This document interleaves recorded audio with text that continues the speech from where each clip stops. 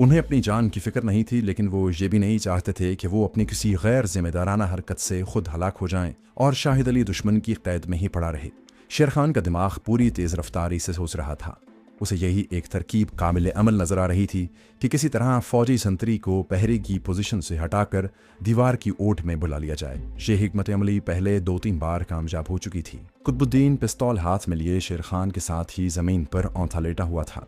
शेर खान ने उसके कान में सरगोशी करके कहा, तुम जरा पीछे होकर झाड़ियों में घात लगाओ।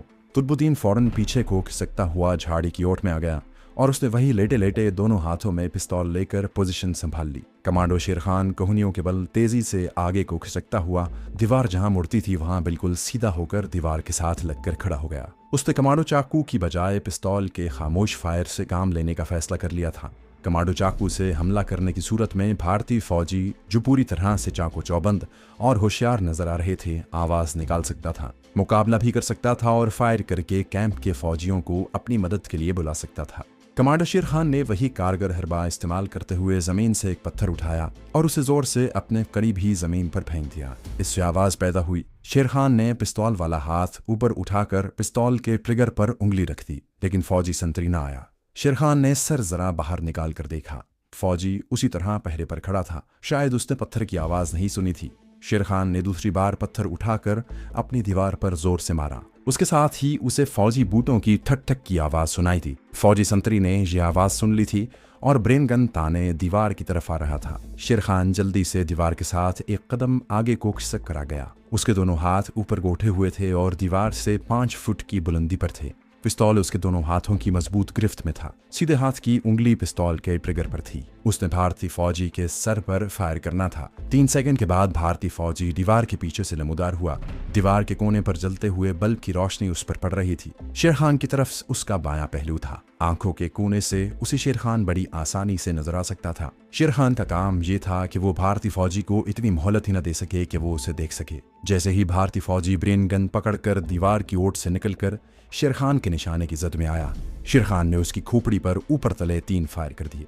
कमांडर शेर खान का निशाना इतने करीब से कभी खता नहीं गया था। पिस्तौल से निकी हुई 3 गोलियों की ठक ठक की आवाज के साथ ही भारतीय फौजी लड़खड़ा कर आगे को गिर पड़ा। शेर खान को मालूम था कि 3 गोलियां भारतीय फौजी की खोपड़ी को उड़ाती हुई निकल गई हैं और अब वो जमीन से कभी नहीं उठेगा। वो दौड़कर भारतीय फौजी की लाश के पास गया और सबसे पहले उसके ब्रेन गन उसकी अकड़ी हुई उंगलियों में से जुदा करके एक तरफ झाड़ियों में फेंक दी और वहीं औंधा लेटकर पीछे कुतुबुद्दीन को इशारा किया। कुतुबुद्दीन ने यह सारा मंजर देख लिया था। वो कोहनियों के बल तेजी से रेंग कर शेर खान के पास आ गया। उस वक्त शेर खान औंधे लेटे लेटे भारतीय फौजी की लाश की तलाशी ले रहा था। उसे काल कोठरी की चाबी की तलाश थी। आखिर उसे लाश की पतलून की छोटी जेब में से एक चाबी मिल गई। शेर खान ने लेटे लेटे कुतुबुद्दीन को पीछे झाड़ियों की पोजीशन में जाने को कहा और खुद काल कोठरी के दरवाजे की तरफ खिसकने लगा। वो दरवाजे के पास आकर रुक गया। लेटे लेटे उसने गर्दन मोड़कर उस तरफ देखा जिस तरफ दरख्तों के पीछे कुछ फौजी गाड़ियां खड़ी थीं। वहां रोशनी हो रही थी मगर कोई फौजी दिखाई नहीं दे रहा था। शेर खान उठकर घुटनों के बल बैठ गया।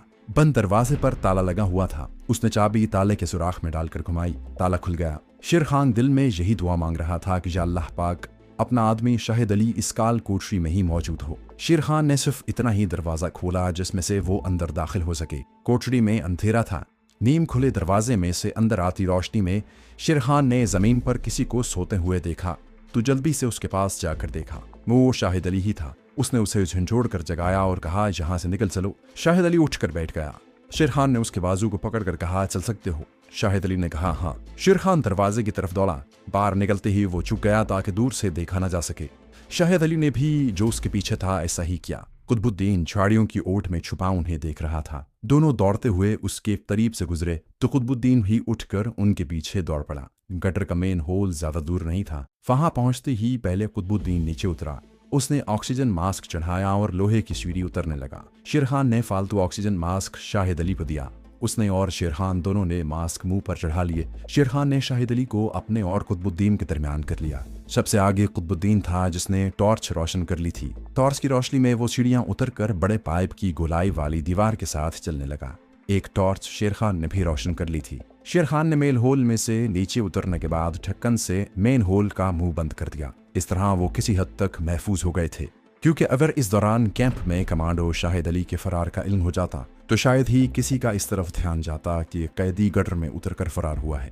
दोस्तों, आगे बढ़ने से पहले आपसे गुजारिश है कि अगर आपने अभी तक इस चैनल को सब्सक्राइब नहीं किया तो इसे सब्सक्राइब कीजिए और वीडियो पसंद आने की सूरत में इसे लाइक, शेयर और कमेंट करके हमें बताइए कि आपको हमारी वीडियो कैसी लगी। तो आइए कहानी की तरफ चलते हैं।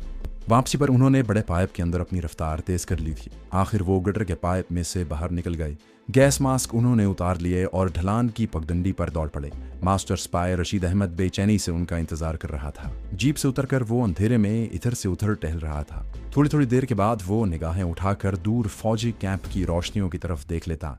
किसी भी वक्त वहां खतरे का अलार्म चीख चीख कर कैदी के फरार का ऐलान कर सकता था, मगर अभी तक कैंप पर खामोशी तारी थी। लेकिन शेर खान और कुतुबुद्दीन भी नजर नहीं आ रहे थे। अचानक रशीद अहमद को दौड़ते हुए कदमों की आवाज सुनाई दी। वो जल्दी से पिस्तौल निकालकर जीप की ओट में हो गया। आवाजें उसकी तरफ ही आ रही थी। जब अंधेरे में से 3 साए निकलकर उसकी तरफ बढ़े तो रशीद अहमद ने अपने मुजाहिदों को पहचान लिया।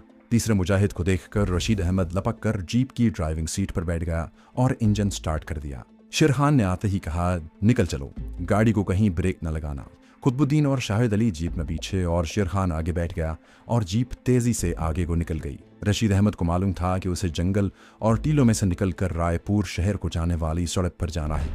जीप की बत्तियां उसने रोशन कर दी थी। रास्ते से पूरी तरह वाकिफ था। जीप देखते देखते पहाड़ी टीलों से निकलकर एक छोटी कच्ची सड़क पर आ गई। जीप के अंदर कुतुबुद्दीन और कमांडो शाहिद अली बैठे थे। कुतुबुद्दीन ने थैले में से कुर्ता पजामा और चप्पल निकालकर शाहिद अली को दी और कहा, कपड़े बदल लो। शाहिद अली ने अपने गंदे कपड़े उतार कर दूसरा कुर्ता पजामा पहन लिया। कुतुबुद्दीन ने पूछा, तुम ठीक हो ना? शाहिद अली ने कहा, हाँ। कच्ची सड़क जंगल के मगरबी किनारे के साथ साथ जाती आगे जाकर मुड़ गई थी। शेर खान ने कहा, हम रायपुर वाली सड़क पर जाएंगे। रशीद अहमद ने जीप के स्टीयरिंग को कंट्रोल करते हुए कहा, मैं जानता हूँ। जीप कच्ची सड़क पर काफी तेज जा रही थी और धचके लग रहे थे। दूर से 2-3 झिलमिलाती बत्तियां नजर आने लगीं। रशीद अहमद ने कहा, ये बड़ी सड़क की बत्तियां हैं। 4 मिनट के बाद जीप रायपुर जाने वाली पक्की और कुशादा सड़क पर हवा से बातें कर रही थी।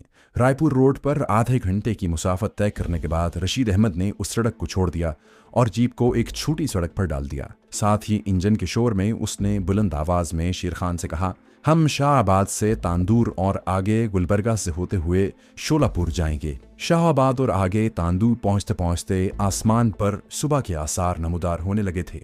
शेर खान ने कहा, अभी तक हम गुलबर्गा नहीं पहुंचे, शोलापुर किस वक्त पहुंचेंगे? रशीद अहमद ने कहा, शोलापुर जहां से बहुत दूर है। हम गुलबर्गा से आगे अकालकोट के जंगल में रुकेंगे। वहां जाकर सोचेंगे कि शोलापुर कैसे जाया जाए, क्योंकि इस वक्त तक शाहिद अली के फरार का कैंप वालों को पता चल चुका होगा और बहुत मुमकिन है कि पुलिस और फौज ने अकालकोट, गुलबर्गा और शोलापुर जाने वाली सड़कों की भी नाकाबंदी कर रखी होगी। रशीद अहमद ने बड़ी सड़कों और शाहराहों को छोड़कर जीप को इन रास्तों पर डाल लिया था जो पहाड़ी टीलों और देहातों में से गुजरते थे। गुलबर्गा पहुंचते पहुंचते दिन निकल आया। रशीद अहमद गाड़ी को गुलबर्गा के मकामात से निकालकर अकालकोट जाने वाली छोटी सड़क पर ले आया। ये एक ज़ेली सड़क थी जो वीरान पहाड़ी टीलों में से होकर अकालकोट को जाती थी। दिन की रोशनी चारों तरफ फैली हुई थी। रशीद अहमद ने एक टीले के पास जीप रोक दी जहां एक छोटा सा झरना बह रहा था। जीप का इंजन भी गर्म हो गया था। रशीद अहमद, शेर खान, शाहिद अली और कुतुबुद्दीन जीप में से निकल आए। शेर खान ने शाहिद अली को गले लगा लिया और कहा, खुदा का शुक्र है कि तुम जिंदा हालत में हमारे पास वापस आ गए हो। शाहिद अली की शेव काफी बड़ी हुई थी। चेहरा भी पहले से जरा कमजोर हो गया था। कहने लगा, जिंदगी बाकी थी, बच गया, वरना भारतीयों ने कोई कसर नहीं छोड़ी थी। झरने का पानी एक छोटे से तालाब में गिर रहा था। वहां उन्होंने मुंह हाथ धोया, पानी पीकर ताजा दम हुए। कुतुबुद्दीन और रशीद अहमद ने रेडिएटर का गर्म पानी बदला, पहियों पर ठंडा पानी डाला, पेट्रोल चेक किया और कुतुबुद्दीन से कहा, तेल ज्यादा नहीं है, अकालकोट तक पहुंच जाएंगे ना? कुतुबुद्दीन ने पूछा। रशीद अहमद ने कहा, मेरा ख्याल है पहुंच जाएंगे। अकालकोट का छोटा सा शहर गुलबर्गा और शोलापुर के दरमियान वाक़ है। ये जंगलाती टीलों वाला इलाका है और उसके जंगलों में हर किस्म के दरिंदों की बहुतात है। रशीद अहमद ने शेर खान को बताया कि हम किसी जमाने में गुलबर्गा से इस जंगल में शिकार खेलने आया करते थे। शेर खान ने कहा, जैसा कि तुमने बताया है कि हमारे पास सिर्फ अकालकोट तक का पेट्रोल है, तो उसके आगे शोलापुर तक कैसे पहुंचेंगे? रशीद अहमद बोला, इसका इंतजाम भी हो जाएगा, तुम्हें फिक्रमंद होने की जरूरत नहीं। 10-15 मिनट वहां रुकने के बाद वो लोग आगे रवाना हो गए। 2 घंटे बाद उनकी जीप अकालकोट के शहर को बाएं जानिब छोड़ती हुई आगे निकल गई। 6-7 किलोमीटर के बाद दूर से दिन की रोशनी में दरख्तों के झुंड नजर आने लगे थे। रशीद अहमद ने शेर खान को बताया कि ये अकालकोट के जंगल है, जहां सड़क खत्म हो गई थी और अब उनकी गाड़ी घास और झाड़ियों के एक वीराने में से गुजर रही थी। जीप आखिरकार जंगल में दाखिल हो गई। ये वही जंगल था जहां मास्टर स्पाई रशीद अहमद किसी जमाने में अपने दोस्तों के साथ शिकार खेलने आया करता था। वो उस जंगल के नशीब फराज से वाकिफ था। जंगल के अंदर जाकर एक जगह स्याह रंग की ऊंची ऊंची चट्टानें खड़ी थीं। इनके दरमियान एक चश्मा बह रहा था। इन चश्मे के पास बैठे रहे। शाहिद अली ने शेर खान से पूछा, यहाँ से आगे हम मुंबई तक कैसे पहुंचेंगे? कुतुबुद्दीन ने भी मुझे यही बताया है कि मुंबई जा रहे हैं। शेर खान बोला, मुंबई तो एक बहुत बड़ा शहर होने की वजह से हमारे लिए बहुत महफूज जगह होगी। दूसरे मुंबई में कुतुबुद्दीन के मुताबिक उनका एक आदमी मौजूद है जिसकी मदद से हम मुंबई में रूपोश होकर रह सकेंगे और फिर वहां से कश्मीर की तरफ जाने का इंतजाम भी हो जाएगा। शाहिद अली ने कहा, यहाँ से आगे शोलापुर है, फिर उससे भी आगे काफी दूर मुंबई का शहर है। ये सारी मुसाफत हम किस तरह तय करेंगे? कुतुबुद्दीन कहने लगा, शोलापुर तो हम किसी लारी वगैरह में जाएंगे। शोलापुर से आगे हमारा प्रोग्राम पूना तक ट्रेन में सफर करने का है। उसके बाद सूरत हाल को देखकर फैसला करेंगे। अगर हालात मुआफिक हुए तो हम पूना से मुंबई बजरिया रेल ही जाएंगे। अगर रास्ते में कोई खतरा हुआ तो हम कोई दूसरा फैसला करेंगे। मास्टर स्पाई रशीद अहमद कुछ खाने को ले आया जो उन्होंने वहीं बैठकर खाया। चश्मे में शाहिद अली नहा धोकर ताज़ा दम हो गया। रशीद अहमद ने कहा, गांव से हमें एक बैलगाड़ी मिल जाएगी जो हमें आगे एक कस्बे में पहुंचा देगी। वहां से हमें शोलापुर जाने वाली लारी मिल सकेगी। कुछ देर आराम करने के बाद ये सरफरोश जंगल से निकलकर इस छोटे से गांव में आ गए जहां से रशीद अहमद खाने पीने का सामान लाया था। वहां वो एक बैलगाड़ी में सवार होकर अगले कस्बे की तरफ रवाना हो गए। ये सफर काफी तवील था। बैलगाड़ी की सुस्त रफ्तारी ने उसे और ज्यादा तवील बना दिया था। बहरहाल वो शाम होने से पहले पहले अगले कस्बे में पहुंच गए। वहां पहुंचकर मालूम हुआ कि शोलापुर जाने वाली लारी सुबह को जाएगी। रात उन्होंने वहीं एक खेत में लेटकर गुजार दी। अगले दिन शोलापुर जाने वाली लारी में सवार हो गए। देहाती इलाका होने की वजह से वहां हालात नॉर्मल थे और किसी किस्म का कोई खतरा इन सरफरोशों को महसूस नहीं हुआ था। शोलापुर बड़ा शहर था, वहां वो खतरे से दो चार हो सकते थे। सारा दिन लारी में गुजर गया। शाम हो गई। रात के पहले पहर लारी शोलापुर पहुंची। लारी के स्टैंड से उतरने के फौरन बाद मास्टर स्पाई रशीद अहमद उन सबको अपने साथ शहर से बाहर एक गैर आबाद जगह पर ले गया जहां दरख्तों के घने झुंड थे और एक नदी उनके दरमियान बह रही थी। उनका प्रोग्राम वहां से आगे पूना तक ट्रेन में सफर करने का था। रशीद अहमद बोला, रात हम यहीं गुजारेंगे। सुबह स्टेशन पर जाकर मैं सूरत हाल का जायजा लूंगा। रात नदी के किनारे ही उन्होंने कुछ देर सोकर और कुछ देर बातें करते गुजार दी। सुबह सुबह रशीद अहमद शोलापुर के रेलवे स्टेशन की तरफ चल दिया। वापस आकर उसने बताया कि शोलापुर से दोपहर के बाद एक एक्सप्रेस ट्रेन पूना से होती हुई सीधी मुंबई जाएगी। शेर खान ने रशीद अहमद से पूछा, तुम्हारा क्या ख्याल है? रशीद अहमद बोला, हम किसी ट्रेन से भी जाएं, खतरा तो हमारे सर पर मंडलाता ही रहेगा। इस ट्रेन का ये फायदा है कि ये हमें सीधी मुंबई पहुंचा देगी। मेरा तो ख्याल है कि तुम्हें यही ट्रेन पकड़नी चाहिए। शाहिद अली ने पूछा, तो क्या तुम हमारे साथ मुंबई नहीं जाओगे? रशीद अहमद ने कहा, मैं तुम्हें यहाँ से ट्रेन में सवार करवा कर वापस हैदराबाद चला जाऊंगा। मेरा वहां पहुंचना भी बहुत जरूरी है। शेर खान कहने लगा, जिस तरह तुम बेहतर समझते हो वैसे ही करो। कुतुबुद्दीन ने कहा, इसका मतलब है कि हमें दोपहर तक इसी जगह पर छुपा रहना होगा। रशीद अहमद ने कहा, बिल्कुल यहीं रहना होगा। मैं अपने साथ कुछ खाने पीने को ले आया हूँ। शोलापुर से मुंबई को मेल ट्रेन दोपहर 2:15 पर चलती थी। दरख्तों के झुंड से वो एक एक करके दिन के 1:30 बजे निकल पड़े। उनके पास जो असलहा वगैरह था वो रशीद अहमद के मशवरे पर उन्होंने वहीं नदी के किनारे दरख्तों के दरमियान एक जगह गड्ढा खोद कर छुपा दिया था। सब अलग अलग चलकर स्टेशन पर पहुंचे। रशीद अहमद पहले पहुंच चुका था।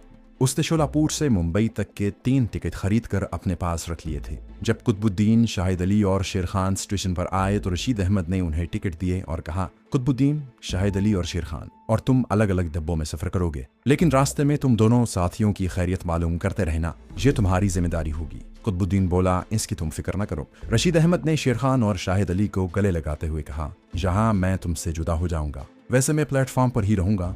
जब तुम्हारी ट्रेन चल पड़ेगी तो मैं वापस जाऊंगा। अब तुम लोग जाओ, अल्लाह के सुपुर्द। शोलापुर से पूना और वहां से मुंबई तक का सफर खासा लंबा था। पूरा आधा दिन और सारी रात ट्रेन सफर करती रही। कुतुबुद्दीन दरमियान में किसी न किसी स्टेशन पर उतरकर अपने साथियों को दूर से देखकर हालात मालूम कर लेता। पूना के रेलवे स्टेशन पर मिलिट्री पुलिस की नफरी कुछ ज्यादा ही थी, मगर मुसाफिरों का रश भी बहुत था। कोई गैर मामूली बात न हुई और ट्रेन मुंबई की तरफ रवाना हो गई।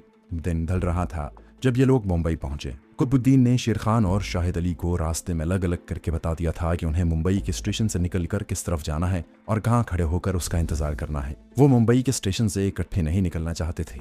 उन्होंने ऐसा ही किया। शाहिद अली अलग होकर और शेर खान अलग होकर एक ऑटो रिक्शे में बैठकर उस जगह पहुंच गया जहां पहुंचने के लिए कुतुबुद्दीन ने उन्हें कहा था। कुतुबुद्दीन पहले ही से वहां पर एक टैक्सी लेकर मौजूद था। शेर खान और शाहिद अली ने कुतुबुद्दीन को देख लिया था।